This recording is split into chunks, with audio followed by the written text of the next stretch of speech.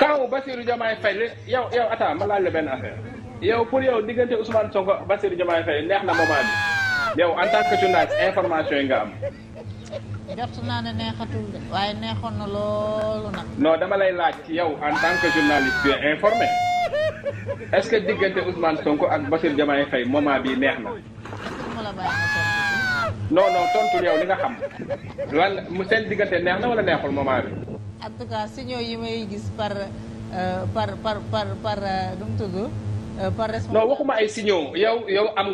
nga possibilité accéder ci information bi journaliste nga. non te xam naa ne yow ak Bassirou Diomaye Faye ay xarit ngeen. diga nga ne. yow ak Bassirou Diomaye Faye ay xarit ngeen non. ah c'est mon frère. waaw jeex na moo diggante ak Ousmane Sonko bi ngi neex wala déet. non mënuma tontu en partant de Bassirou Diomaye. non en tant que journaliste yow en tant que journaliste information nga am. diggante bi mënatul neex. waaw kon baax diggante bi mënatul neex.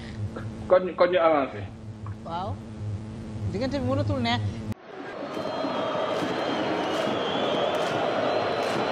sama diggante ak premier ministre xam ngeen bu ngeen xoolee xëy na bàyyiwuñ ci xel depuis quand lañ commencé di wax que le premier ministre lorgne le fauteuil du président de la république daan ngeen dégg loolu daan ngeen fa dégg coup d'état rampant ci diggante premier ministre ak président de la république alors man mënuma fonctionner noonu bëgguma fonctionner noonu xalaatuma fonctionner noonu xam lan moo tax parce que bu dee lorgne fauteuil je l'encourage à non pas lorgner le fauteuil mais à regarder le fauteuil clairement moom le premier ministre parce que 10 ans ngi nii ci gannaaw may xeex pour mu toog ci fauteuil bi te bàyyiwuma nag te duma mës a bàyyi pour mu leer dama ko ko yéene parce que xam ko dem ko ko yéene parce que xam ne mën na ko dem ko ko yéene parce que Sénégal laa yéene jàmm donc loolu dafa war a leer d'abord mënuma am mbiicoog mbaalo ak mon premier ministre pour problème mu ay def may def de l'ombre ay def parce que j'ai évolué sous son ombre pendant 10 ans di xeex en toute loyauté gis nga loyauté boobu moom ma koy delloo ba mu mat sëkk parce que ku ñu yar la ku gëm yàlla la ku am principe la te du lu muy xeex pour coobare boppam waaye li ko amal solo mooy pour réew mi jëm kanam muy benn topp leen ma tamit ci sama wax bi ma génnee kaso dem hôtel Azalaï def sama conférence de presse conjointe ak moom lan laa waxoon j'ai repris les recommandations de la CNRI parce que Sénégal qu'on le dise ou pas man ni ma ko doon waxee démb laa koy wax tey le président de la République a trop de pouvoir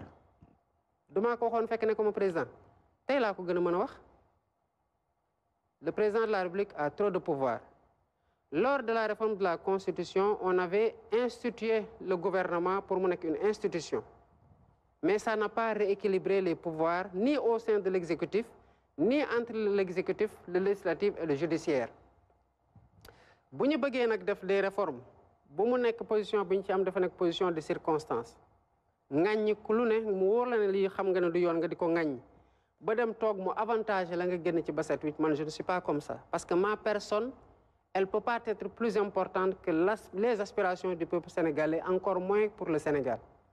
Maintenant, li ñuy xaar nag au-delà de li ñuy wax ni bu dee opposition bi.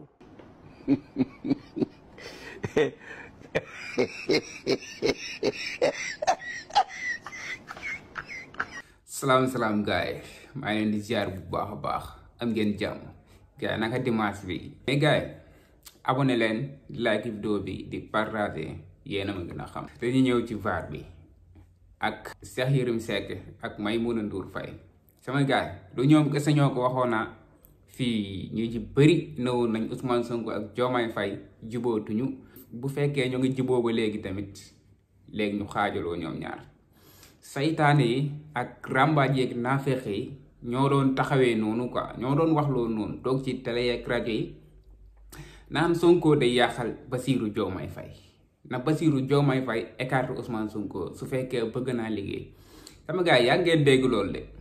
yàgg ngeen dégg loolu Bassirou Diomaye Faye na changé premier ministre ndax Ousmane Sonko mi mu def premier ministre da ko teree liggéey quoi yàgg ngeen dégg loolu tey jii nii nag Bassirou Diomaye Faye ñëw na tontu leen. gis nga Cheikh Yérim Seck ak Madiambal Diagne bu ñuy jàpp ki gën a doon saytaane rambaaj ci dëkk bi nañ jàpp Madiambal Diagne Cheikh Yérim Seck. Madiambal moo demoon Touba ngir jaxaseeg Serigne Mountakha ak Ousmane Sonko moom wax na ko sax moom wax na ko moom moo ko wax bu ñëpp dégg ko nee na dem na Touba ñeneen gis ngeen Ousmane Sonko deuxième la jël ci élection bii nii boo leen ko seetaanee ba beneen élection ñëw mu bokk mën na gañe réew mi te bu ko gañee yéen waa Touba màggal dootu fi am yéen dégg ngeen sax ni ko Madiambal Diagne waxee loolu mooy vrai saytaane rambaaj instant bii nag ñoom ñëw nañ ci pouvoir bi ñoom ana lañ leen doon wax. lañ doon wax nit ñëw kaa di jéem a jaxaseeg Sonko ak nit ñi léegi bàyyi nañ loolu ñëw ci Bassirou Diomaye Faye ak Ousmane Sonko xanaa léegi débat bi jeex na quoi débat bi jeex na instant bii nii débat bi jeex na léegi lan la ñuy waxati ndax Bassirou Diomaye Faye nee na Ousmane Sonko bu ko neexee mu xool siège bi bu ko neexee mu tëg bëtam ci siège bi nga xam ne foofu la toog.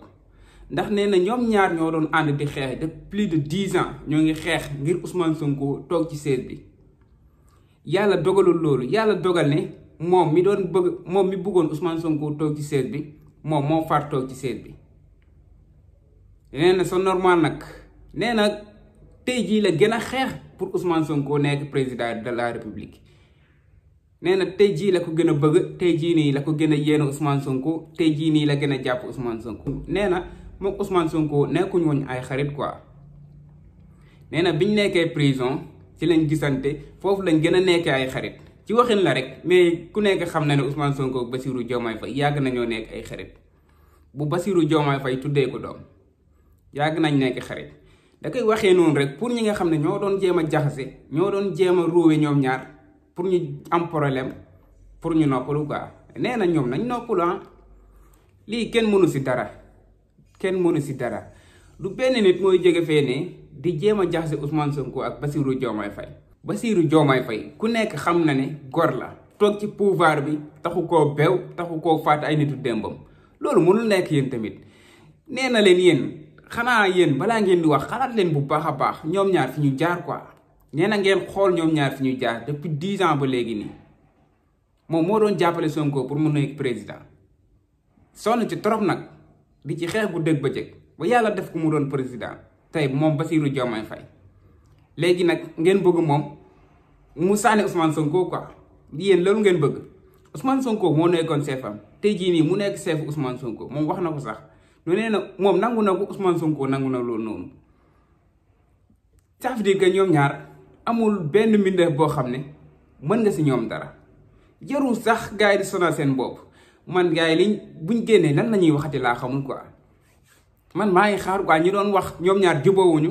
ñoom ñaar ñi ak nii Maimouna Ndour Faye Cheikh Yérim Seck dégg ngeen bu baax a baax li nga xam ne loolu lañ wax nee na ñoom jubóowuñu te chaque jour ngeen gis firndeel ne ñoom ñaar ba léegi lañ gën a jubóo sax léegi lañ gën a xaritoo Diomaye wax na ko kon léegi maa ngi xaar nag ba ñoom ñu génn ba ma xam lan la ñuy wax askan bi lan la ñuy wax askan bi. xam naa journaliste bu ci am fula boo ci invité kenn danga ko laaj loolu noonu danga ko yóbbu vaar nga ne ko li nga waxoon nii fan nga ko teg su fekkee journaliste yi am nañ fula am nañ fayda man nag parfois damay mere journaliste yu quoi. politiciens yi day ñëw fen ay fen yu tooy xepp toogaat ci plateau bi mel ni du moom quoi journaliste yi fàttali mu fenoon tey jii nii ñu koy invité waat duñ ko ci fàttali dara sama gars yi bëggee naa leen bu baax a baax ba ci beneen vidéo. abonné leen di aimé vidéo bi tey dimanche la dama noonu xaar ma def benn vidéo bu ndaw rek jaajëf gaay